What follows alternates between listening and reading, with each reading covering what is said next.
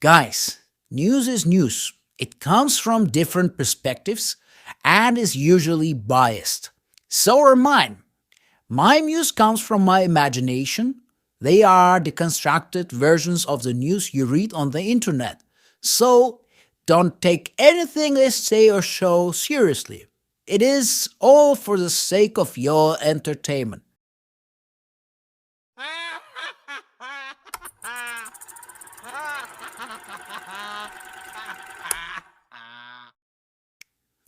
Remember Steven Seagal, Aikido master, seventh Dan black belt, and a Hollywood action star who was once one of the most prominent celebrities? I don't know about you, but I always used to view him as a tough guy who could really fight in real life and who also taught Anderson Silva many things. Turns out, there is no evidence of his abilities in street fights. Almost all of his stories about himself told by Steven are not worthy of trust.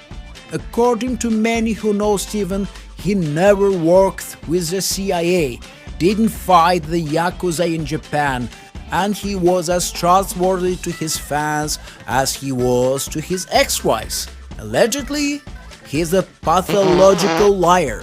Many real martial artists and experts say that Aikido is more gimmick and artistry with no real life usage in fight. But the problem with Steven isn't Aikido, isn't his extra weight in late movies where he doesn't even bother to stand up during the fight scenes, nor his attitude towards stuntmen whom he loves injuring during the scenes. He's now a propagandist of Russia and its authorities. He's one of the closest allies and friends of a person who started the war by invading the genetically and linguistically closest nation to Russia. He has run away from allegations of a certain nature, and now his extra weight is even more extra.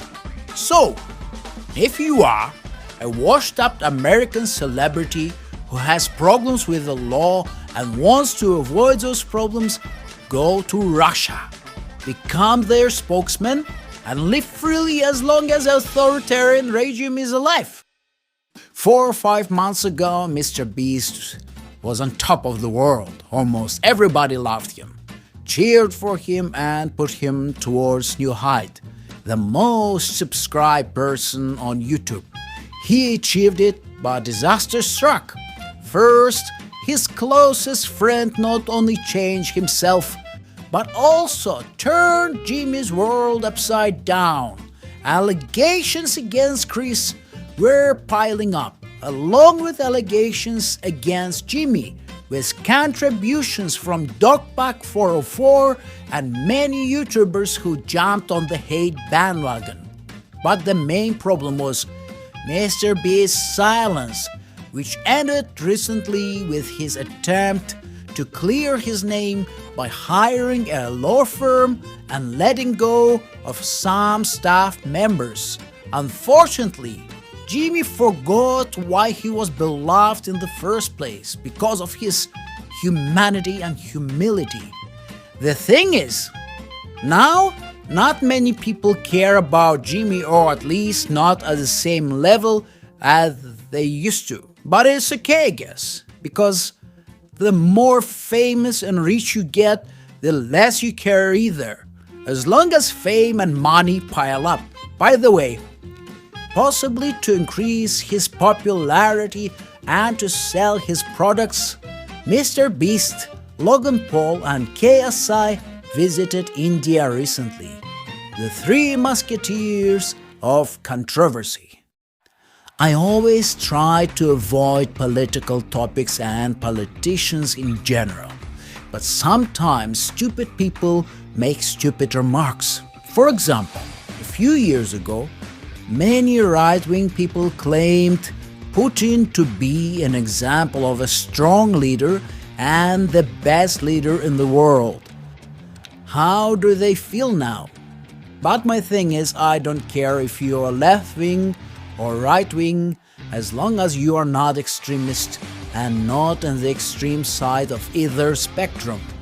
A little bit worrisome, though, are the tariffs for gamers from the US, specifically for items from China, which manufactures the majority of computers and consoles. So, will the tariffs affect consumers?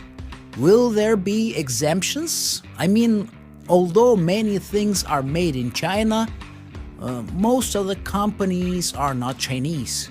So maybe lobbying might work. How do you feel about it?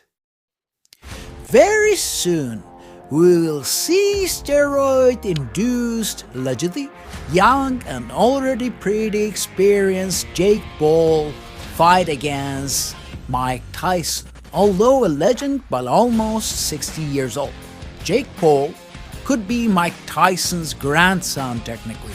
I mean, Jake's opponents are usually either washed-up MMA fighters or athletes who have nothing to do with boxing, or boxers who are old and not that experienced. But it is commendable. I mean, could we ever have imagined a YouTuber ex-Disney star to become a boxer? He might not be a great boxer, but he can crack you nonetheless. At least, he is not as scammy as his brother, allegedly. Although, we all remember the mystery box and crypto controversies of Jake. Anyways, Jake is fighting Mike. Who wins? Why and how? What are your thoughts?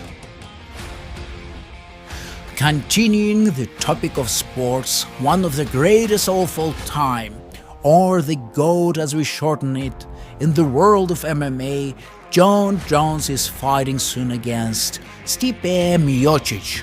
The headlines are not about this fight, but rather about how Jones is avoiding Tom Aspinall, the main contender and the holder of the interim heavyweight champion belt.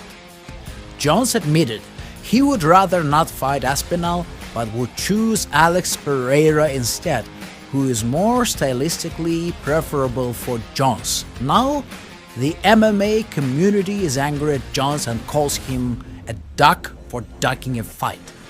For those who are not familiar with MMA, Jon Jones is like Mr. Beast of MMA, one of the greatest, if not the greatest, fighters of all time, but always surrounded by controversies and allegations against him outside the ring, or to be precise, outside of the octagon.